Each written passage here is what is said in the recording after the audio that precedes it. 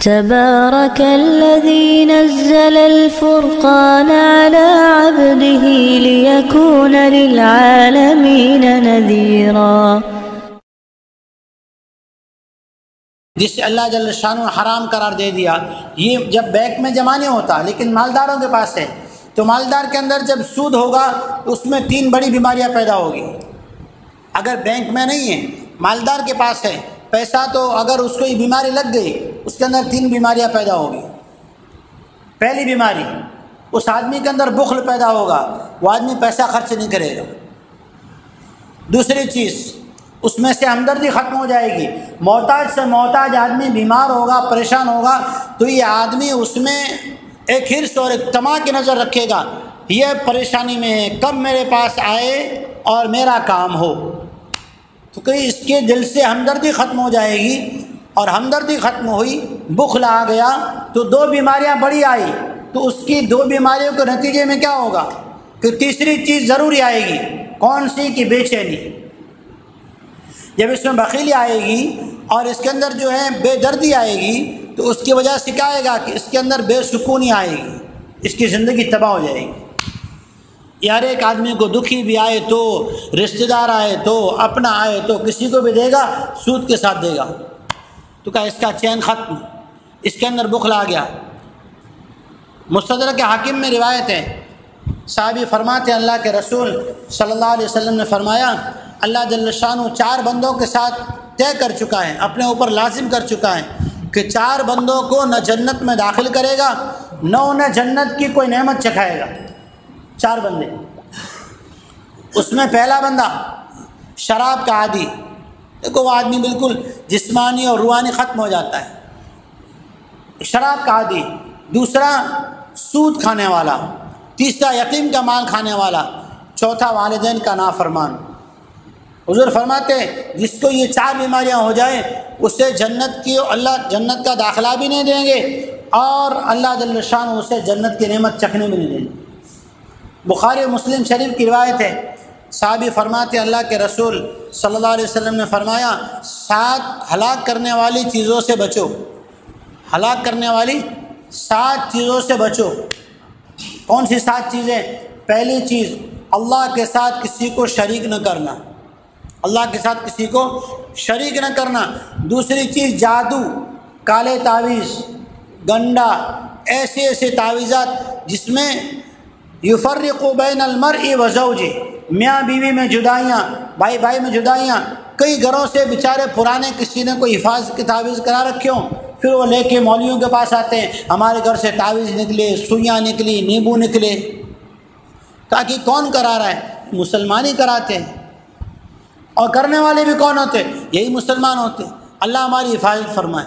ایسی چیزیں کرواتے ہیں۔ بیوی کو قابو کرنا ہے تو کہ اس کا تعویذ، کہ میرا سیٹ نہیں مانتا، بناؤ تعویذ، کہ میرا کاروبار جو بند ہو گیا، ہاں کسی نے اس میں روک ڈال دی۔ ارے اللہ نے مقدر میں لکھ کے پھر تجھے ماں کے پیٹ سے دنیا میں بھیجا، کون روک سکتا ہے؟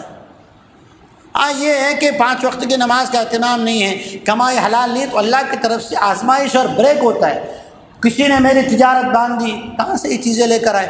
تو کہا کہ جادو، پہلی چیز اللہ کے ساتھ کسی کو شریک نہ کرنا، دوسری چیز جادو نہ کرنا، تیسری چیز کسی کو ناحق قتل نہ کرنا۔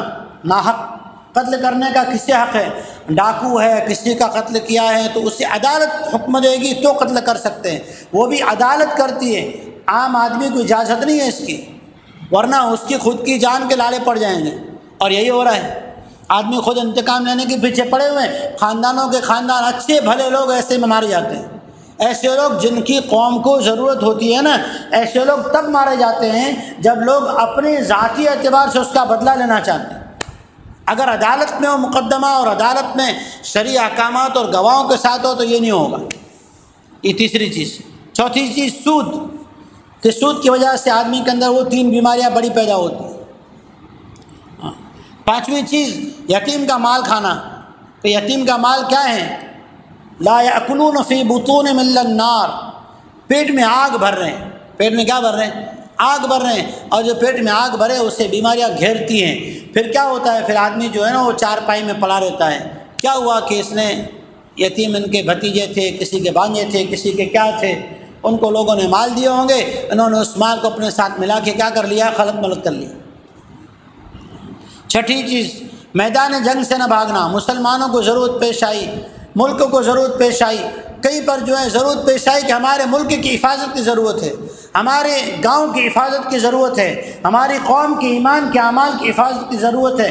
کسی دشمن نے حملہ کیا، چاہے ملک پر حملہ ہو، گاؤں پر ہو، سماج پر ہو، دین پر ہو، اس وقت ڈٹ کے کھڑا ہو جانا ہے، اس وقت پیٹ پھیر کے بھاگنا نہیں ہے، بلکہ وہ تو زندگی اصل زندگی ہے، وہی موت تو اصل موت ہے نا۔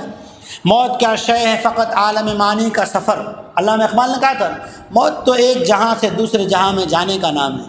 موت کوئی مرنا تھوڑی ہے، انسان تو ٹرانسفر ہوتا ہے، مرتا تھوڑی ہے۔ انسان تو اس جہاں سے اس جہاں میں، اس جہاں سے اس جہاں میں، پھر وہاں سے انشاءاللہ جنت کے جہاں میں۔ تو کہا کہ میدان جنگ سے بھاگنا نہیں، میدان جنگ سے بھاگنا نہیں۔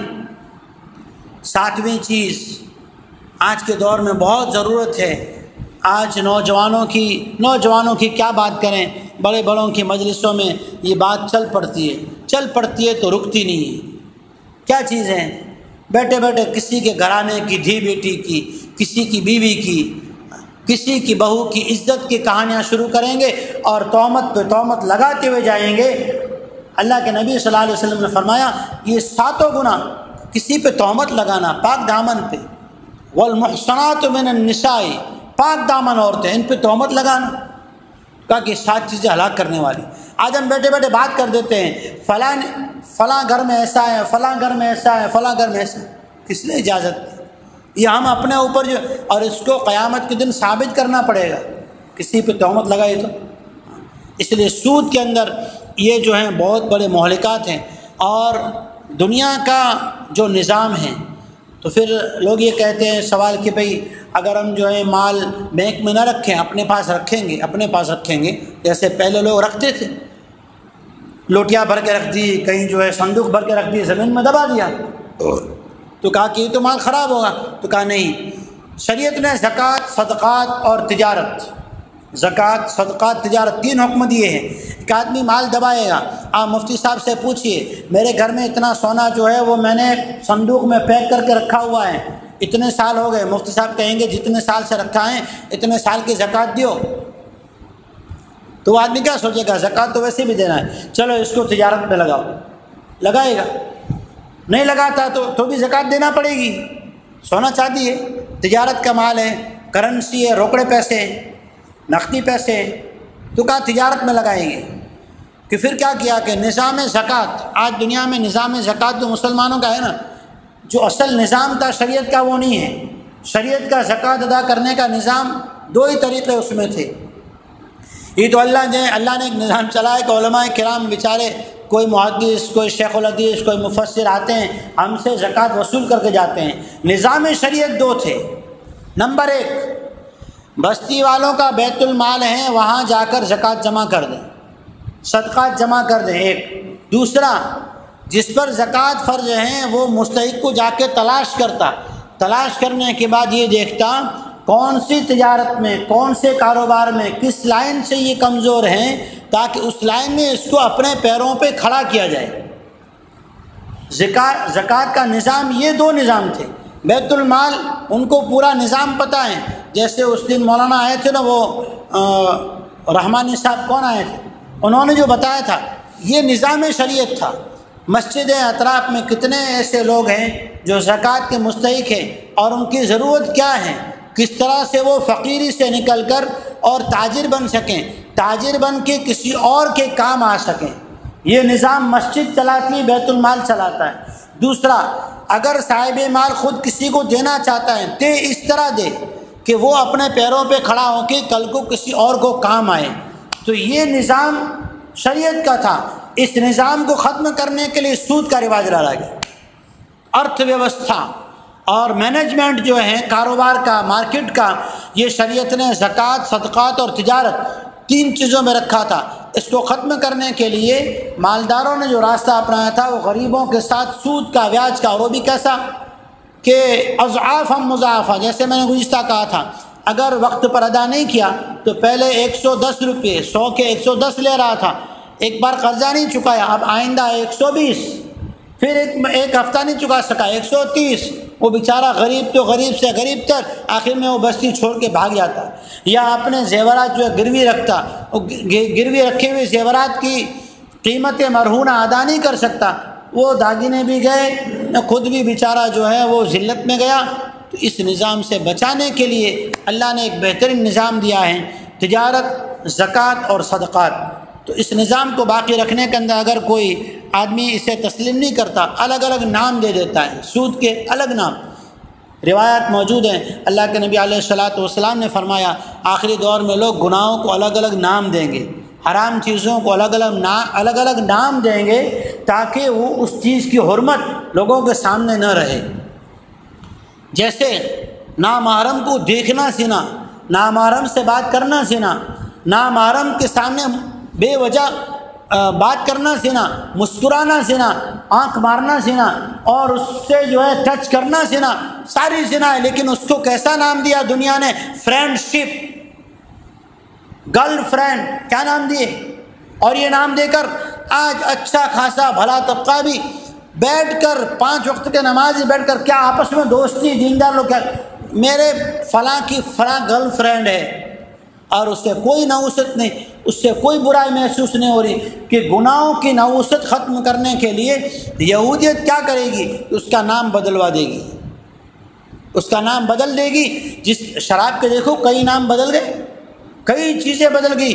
مسلمان لوگ فون کر کے پوچھتے ہیں مولانا یہ افیون کا تو کہ قرآن میں ذکر نہیں ہے نا، کیسے کیسے سوالات کرتے، کیونکہ اس کا نام بدل دیا۔